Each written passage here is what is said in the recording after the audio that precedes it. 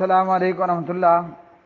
جی پیارے بھائی، آپ کا سوال ہے اسلام میں حکمران یا خلیفے کے انتخاب کا کیا طریقہ ہے، اور یہ کہ خلیفہ کتنی کوئی مدت کے لیے ہوتا ہے، 5 سال، 2 سال، 10 سال، 20 سال وغیرہ وغیرہ۔ میرے پیارے بھائی، جب پیارے نبی صلی اللہ علیہ وسلم کی وفات ہوئی تو صحابہ کرام رضوان اللہ علیہم اجمعین سقیفہ بنی سعدہ کے اندر جمع ہوئے، اور پھر انصار اور مہاجرین نے اتفاق رائے سے جناب حضرت ابو بکر صدیق رضی اللہ تعالی عنہ کو خلیفہ نامزد فرما دیا، مسلمانوں کا حکمران مقرر کیا گیا۔ یہ صحابہ کرام رضوان اللہ علیہم اجمعین میں سے اولو الفضل، اولو العلم، صاحب تقوی، صاحب معیار صحابہ مہاجرین و انصار میں سے بحث و مباحثے کے بعد حضرت ابو بکر صدیق رضی اللہ تعالی عنہ کی خلافت کے اوپر اتفاق کیا گیا، اور پھر تمام موجود مسلمانوں نے حضرت ابو بکر صدیق رضی اللہ تعالی عنہ کی مسجد نبوی کے اندر بیعت کی۔ خلیفے کا انتخاب چند معتبر صحابہ کرام نے سقیفہ بنی سعدہ کے اندر کیا۔ اسی طرح حضرت ابو بکر رضی اللہ تعالی عنہ خلیفہ بنائے گئے، یا خلیفہ بنایا جاتا، خلیفے کا تعین کیا جاتا تو تا حیات، جب تک کہ وہ شہید نہ ہو جائے، شہید نہ کر دیا جائے، اور جب تک کہ اس کو موت نہ آ جائے۔ حضرت ابو بکر رضی اللہ تعالی عنہ نے خلافت کی، اور پھر جناب ابو بکر رضی اللہ تعالی عنہ نے اپنی وفات کے وقت میں حضرت عمر ابن خطاب رضی اللہ تعالی عنہ کو متعین کر دیا کہ ابو بکر رضی اللہ تعالی عنہ کے بعد خلیفہ جناب حضرت عمر بن خطاب رضی اللہ تعالی عنہ ہوں گے۔ عمر رضی اللہ تعالی عنہ بقیہ زندگی تا حیات مسلمانوں کے خلیفہ رہے، حکمران رہے، تا وقت ہے کہ ابو لولو مجوسی ایرانی نے عمر رضی اللہ تعالی عنہ کو دوران نماز خنجر مارے، اور حضرت عمر رضی اللہ تعالی عنہ کا پیٹ کٹ گیا، آنتیں چر گئیں، یہاں تک کہ جب آپ کو پینے کے لیے دودھ دیا جاتا تو وہ دودھ آپ کے پیٹ کے راستے سے باہر نکل آتا۔ حضرت عمر بن خطاب رضی اللہ تعالی عنہ نے اپنے جیتے جی مسلمانوں کے لیے آئندہ خلیفہ، آئندہ حکمران کے لیے چند لوگوں پر مشتمل ایک شورا، ایک کمیٹی کا تعین کر دیا، اور یہ مجلس شورا جلیل القدر صحابہ کرام پر مبنی تھی۔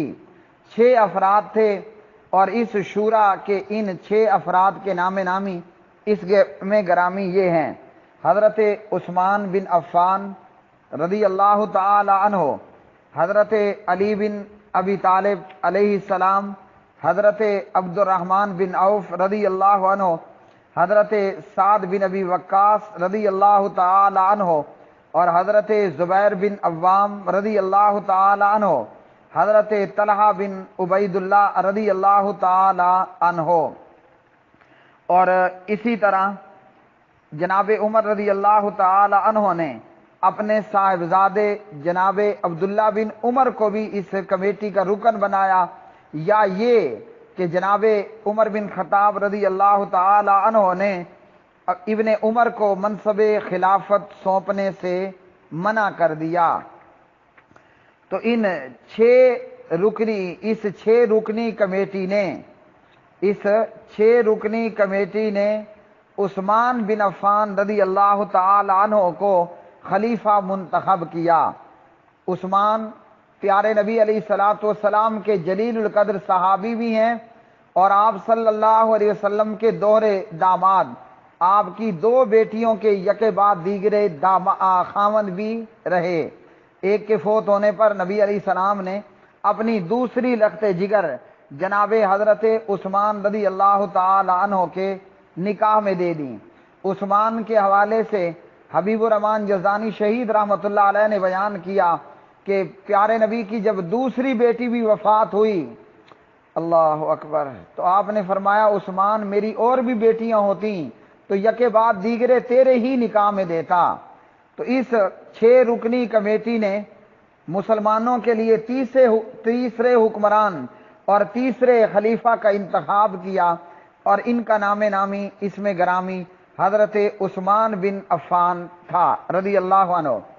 عثمان کی شہادت کے بعد مسلمانوں نے بالاتفاق جناب حضرت علی علیہ السلام کو اپنا چوتھا خلیفہ، چوتھا امام اور چوتھا حکمران مانا، اور یہ تمام خلفاء تا حیات تھے، 5 سال کے لیے انتخاب نہیں تھا بلکہ تا دم حیات، جب تک یہ زندہ رہیں گے مسلمانوں کے حکمران ہوں گے۔ ابو بکر رضی اللہ تعالی عنہ اپنی طبی وفات انہوں نے پائی، آپ کے بعد عمر رضی اللہ عنہ کو ایرانی مجوسی ابو لولو نے خنجر مارا، زخمی کیا، آپ شہید ہو گئے۔ عمر کے بعد جناب حضرت عثمان رضی اللہ عنہ کو بھی بلوائیوں نے شہید کر دیا، اور عثمان کے بعد جناب حضرت علی علیہ السلام کو بھی خنجر مار کر شہید کر دیا گیا، اور پھر علی رضی اللہ عنہ کے بعد جناب حضرت حسن بن علی علیہ السلام مسلمانوں کے خلیفہ بنے، اور پھر جناب حضرت حسن بن علی علیہ السلام نے حضرت معاویہ رضی اللہ عنہ، معاویہ بن ابی سفیان رضی اللہ تعالی عنہما کے حق میں دستبردار ہوئے، اور یوں جناب حسن کے بعد حضرت معاویہ بن ابی سفیان رضی اللہ تعالی عنہ مسلمانوں کے حکمران بنے، اور معاویہ اللہ کی اس پر ہزارہ رحمتیں ہوئیں۔ معاویہ رضی اللہ عنہ نے اندر باہر موجود تمام کافروں اور منافقوں کا کلا کما کیا، اور ان کافروں اور منافقوں کو جڑ سے اکھاڑا اور ان کو موت سے دوچار کیا، سوائے ان بدبختوں کے کہ جو انڈر گراؤنڈ ہو گئے اور چھپ گئے۔ تو یہ ہے اسلام میں طریقہ کار۔ باقی جمہوریت کے حوالے سے میں علیحدہ سے بہت سے جوابات دے چکا ہوں۔ جمہوریت کے اندر کافر بھی ووٹ دیتا ہے، مسلمان بھی ووٹ دیتا ہے، عورت بھی ووٹ دیتی ہے، ہجڑا بھی ووٹ دیتا ہے، اور بے وقوف احمق جاہل بھی ووٹ دیتا ہے، اور عالم فاضل بھی ووٹ دیتا ہے۔ اور جمہوریت ایک ایسا نظام ہے، جمہوریت ایک ایسا نظام ہے جس میں گنا تو جاتا ہے، تولا نہیں جاتا، جبکہ اسلام کے اندر تولا جاتا ہے، گنا نہیں جاتا۔ اب دیکھیے عثمان رضی اللہ عنہ کے انتخاب کے لیے عمر نے صرف 6 بندوں کی کمیٹی بنائی۔ یہ کیا ہے؟ یہاں تولا گیا، یہاں وزن کیا گیا۔ اب ان 6 بندوں نے کروڑہا رقبے پر پھیلی ہوئی اسلامی مملکت کے خلیفے کا انتخاب کیا۔ پورے مدینہ کے لوگوں سے، پورے مکہ کے لوگوں سے، پوری دنیا اسلام سے نہیں پوچھا گیا کہ آپ کو عثمان بطور خلیفہ منظور ہے کہ نہیں ہے۔ ان 6 بندوں نے خلیفے کا انتخاب کیا، اور تمام مسلمانوں پر یہ لازم ہوا کہ وہ جناب عثمان بن عفان رضی اللہ عنہ کو اپنا خلیفہ مانیں۔ ان 6 بندوں نے خلیفے کا انتخاب کیا۔ تو اب ان 6 بندوں کا وزن ہے، ان 6 انتخاب حکمران کے لیے گنتی نہیں کی گئی۔ جمہوریت ایک ایسا موذی اور خبیث نظام ہے، اس میں تولا نہیں جاتا۔ میں پہلے بتا چکا، علامہ ساجد میر کا ووٹ ہو یا علامہ حافظ سعید کا ووٹ ہو، حافظہم اللہ تعالی، مولوی فضل الرحمان صاحب کا ووٹ ہو یا ان کے مقابلے میں عمران خان کا ووٹ ہو، یا ان علماء کے مقابلے میں ہیجڑے کا ووٹ ہو، یا مولوی فضل الرحمان کے مقابلے میں میرے علاقے کی مسرت شاہین کا ووٹ ہو، یا مولوی فضل الرحمان کے مقابلے میں ایک جاہل اور ایک پاگل بے وقوف کا ووٹ ہو، یا ہیجڑے کا ووٹ ہو، یہ برابر ہیں۔ تو اسلام کے اندر یہ نہیں ہے، اسلام میں تولا جاتا ہے۔ سقیفہ بنی سعدہ کے اندر تولا گیا، چند انصار و مہاجرین نے خلیفے کا انتخاب کیا، پھر ابو بکر نے صرف جناب عمر کو نامزد کیا، اور پوری امت پر ابو عمر رضی اللہ عنہ کی بیعت لازم ہوئی۔ عمر نے 6 بندوں کا انتخاب کیا شورا کا، ان 6 بندوں نے اپنے میں سے ایک بندے کو خلیفہ بنا دیا اور پوری امت پر اس خلیفے کو ماننا فرض ہوا۔ یہاں ان 6 بندوں میں کوئی عورت ہے؟ جمہوریت کو اسلام کہنے والوں، ان 6 بندوں میں مجھے دکھاؤ کوئی بی بی ہے؟ اور سبحان اللہ، اس وقت کی بیویاں کون تھیں؟ اللہ اکبر، وہ صحابیات رضوان اللہ علیہن اجمعین تھیں۔ اس وقت میں بیویاں کون تھیں؟ ازواج مطہرات رضوان اللہ علیہن اجمعین تھیں۔ ابو بکر رضی اللہ تعالی عنہ کے خلیفہ نامزد کریں یا نہ کریں؟ اما جی سیدہ عائشہ سے نہیں پوچھا گیا۔ عمر کو خلیفہ نامزد کریں یا نہ کریں؟ اما جی عائشہ سے نہیں پوچھا گیا، بلکہ ابو بکر کو خلیفہ نامزد کریں یا نہ کریں؟ میں کہتا ہوں پیغمبر کی لگتے جگر سیدہ فاطمہ علیہ السلام سے نہیں پوچھا گیا۔ جب ابو بکر کی خلافت کے لیے عائشہ اور فاطمہ سے نہیں پوچھا جا رہا، ارے یہ ظالم، یہ جمہوریت اسلام کیسے ہو گئی کہ جہاں حکمران کے انتخاب کے لیے مشرشین سے پوچھا جا رہا ہے؟ لا حول ولا قوت الا باللہ، انا للہ و انا الیہ راجعون۔ یہ کیسا اسلامی جمہوریت ہے کہ یہاں قادیانی بھی ووٹ پول کر رہا ہے؟ کیا خیال ہے قادیانی کس کو ووٹ دے گا؟ یہ کیسی اسلامی جمہوریت ہے کہ جہاں ہندو بھی ووٹ دے رہا ہے، جہاں یہاں موجود یہودی بھی ووٹ دے رہا ہے؟ یہ کیسی اسلامی جمہوریت ہے کہ یہاں موجود کرسچن عیسائی بھی ووٹ دے رہا ہے؟ ذرا سوچئے۔ سچ یہ ہے کہ ان سیاسی لیڈروں نے روٹی کپڑے مکان اور اسلام کے نام پر عوام کو بے وقوف اور مسلمانان پاکستان کو احمق بنا رکھا ہے، اور عوام بھی ایسی کہ ہر مرتبہ ہی وہ دھوکے میں مبتلا ہوتی ہے۔ جیسے کل ایک ویڈیو کے اندر سنا، ایک نیوز اینکر نے یا ایک میڈیا نمائندہ نے بی بی سے پوچھا کون وزیر اعظم ہو؟ کہا کہ نواز شریف ہو۔ ایک مرد سے پوچھا کون وزیر اعظم ہو؟ کہا کہ عمران خان ہو۔ اچھا جی کیوں ہو؟ کہا اسے ایک موقع تو دیں۔ ہم ہر دفعہ موقع ہی دے رہے ہیں، کبھی ہم کہتے ہیں نون لیگ کو موقع دیں، کبھی ہم کہتے ہیں پی پی پی کو موقع دیں، کبھی ہم کہتے ہیں پی ٹی آئی کو موقع دیں، کبھی ہم کہتے ہیں جے یو آئی کو موقع دیں۔ کیوں؟ روٹی کپڑا مکان ملے گا؟ کیوں؟ آپ کو اسلام ملے گا؟ میں کہتا ہوں جمہوریت نے نہ اسلام دینا ہے نہ روٹی کپڑا مکان دینا ہے۔ جس لیڈر کا کام ہی یہی ہو، خود ناچو، قوم کی ماں بہنوں بیٹیوں کو بھی نچواؤ، وہ اسلام لائے گا؟ وہ اسلام لائے گا؟ وہ لیڈر جو اگر اپنی حلال کی تنخواہ پر آ جائیں، ایک موٹر سائیکل رکھنا ان کے لیے مشکل ہو جائے، اور جب یہ حکمران بنتے ہیں، اللہ اکبر، آپ نواز شریف کی گاڑیوں کا قافلہ دیکھیں، آپ عمران خان کی گاڑیوں کے قافلے دیکھیں، آپ جے یو آئی کی گاڑیوں کا قافلہ دیکھیں، کیا جو اتنے عیش و عشرت کرنے والے، قوم اور ملک کے نام پر یہ بدماشیاں کرنے والے، یہ روٹی کپڑا مکان دینے آئیں گے یا روٹی کپڑا مکان چھیننے آئیں گے؟ اسی طرح مذہبی سیاسی لیڈر، انہوں نے اسلام کو ہی نہیں لانا۔ مسلمانوں کے حکمران کے انتخاب کے لیے لوگوں کو تولا جاتا ہے، گنا نہیں جاتا۔ جمہوریت ایک ایسا طرز حکومت ہے کہ جس میں لوگوں کو گنا تو جاتا ہے مگر تولا نہیں جاتا۔ اس جمہوریت میں کے اندر میرا پڑوسی مولانا فضل الرحمان صاحب اور میرے ہی شہر کی رہنے والی مسرت شاہین، دونوں کا ووٹ برابر ہے۔ اب کیا ان دونوں کا وزن برابر ہو سکتا ہے اس جمہوریت کے اندر؟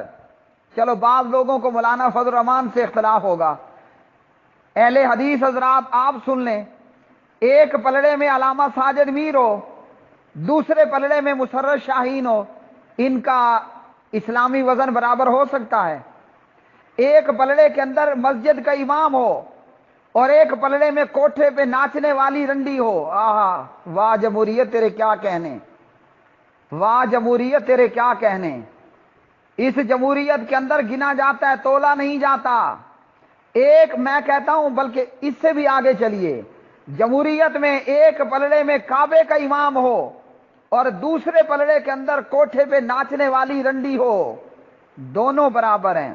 واہ لا حول ولا قوت الا باللہ۔ یہ اسلامی جمہوریت ہے یار، یہ کیسا مذاق ہے، یہ کیسی گپ ہے، یہ کیسا دھوکہ ہے، ہم کیسے مسلمان ہیں؟ اس قدر عظیم دھوکے کا ہم شکار ہوئے جو یوں ہماری آنکھوں سامنے موجود۔ کعبے کا امام ووٹ دے یا مسرت شاہین ووٹ دے، دونوں کا ووٹ برابر۔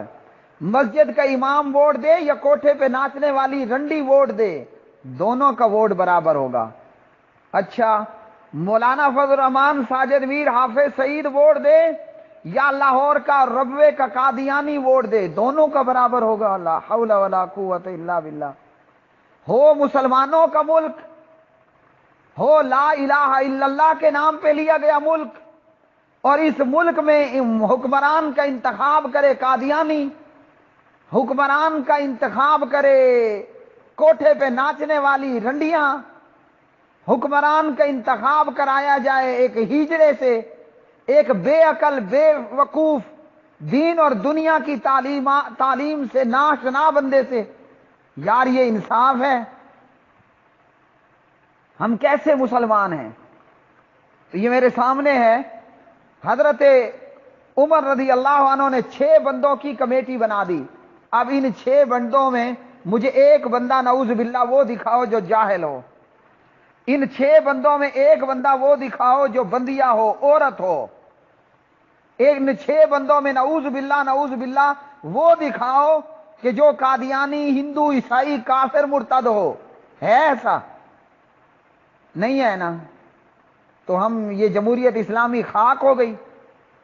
بعض لوگ لوگوں کو دھوکہ دیتے ہیں کہ جناب یہ خلیفے کا انتخاب بھی شورا ہے، یہ مشورہ لیا جا رہا ہے۔ تو یہاں تو عمر رضی اللہ عنہ نے ان 6 بندوں سے مشورے کا کہا، یہ تمام یہاں سے کہاں پر آ گئے؟ یہ سراسر دھوکہ اور فراڈ ہے، اور یہ اسلام نہیں ہے کہ ووٹ امانت ہے اور ووٹ پول کریں اور آپ اچھے بندے کو ووٹ دیں۔ یہ اچھے بندے کہاں جائیں گے؟ اپنی علیحدہ مسجد میں؟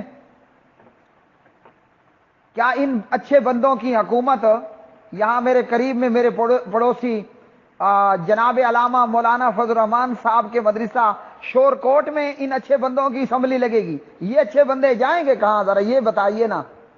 یہ اچھے بندے وہیں ہوں گے جہاں رحمان ملک ہوگا، یہ اچھے بندے بھی وہیں ہوں گے جہاں اعتزاز احسن ہوگا، یہ اچھے بندے بھی وہیں ہوں گے جہاں آپ کے زرداری صاحب ہوں گے۔ کیا مومن بندوں کو ایسے گندے بندوں کے ساتھ بیٹھنا روا ہے، حلال ہے؟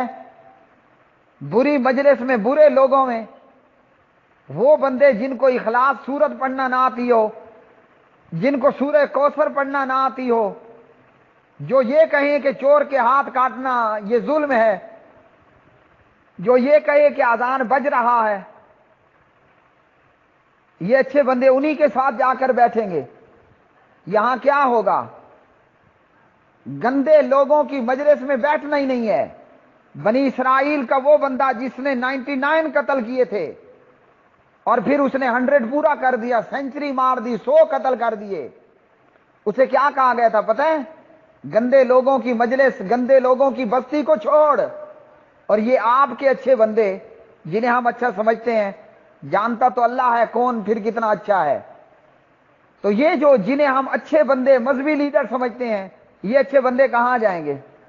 یا تو یہ اچھے بندے 106 راوی روڈ پر لگائیں نا اپنا اسمبلی ہال، یا تو یہ اچھے بندے چبرجی چوک پر اپنا مسجد قادسیہ میں اپنا اسمبلی ہال بنائیں، یا یہ اچھے بندے میرے پڑوس شور کوٹ میں علامہ مولانا فضل الرحمان صاحب کے مدرسے میں اپنا اسمبلی ہال بنائیں۔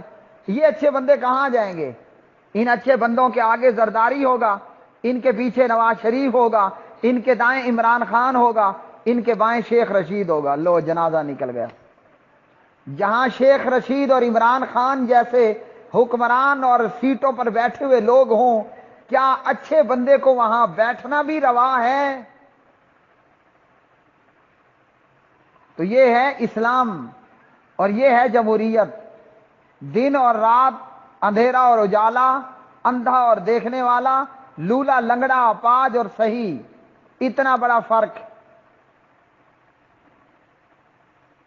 اس لیے ہمارا پیغام یہی ہے، اپنی اصلاح کریں، لوگوں کی اصلاح کی کوشش کریں، نہ ووٹ دیں، نہ ووٹ دینے جائیں، لوگوں کو منع کریں۔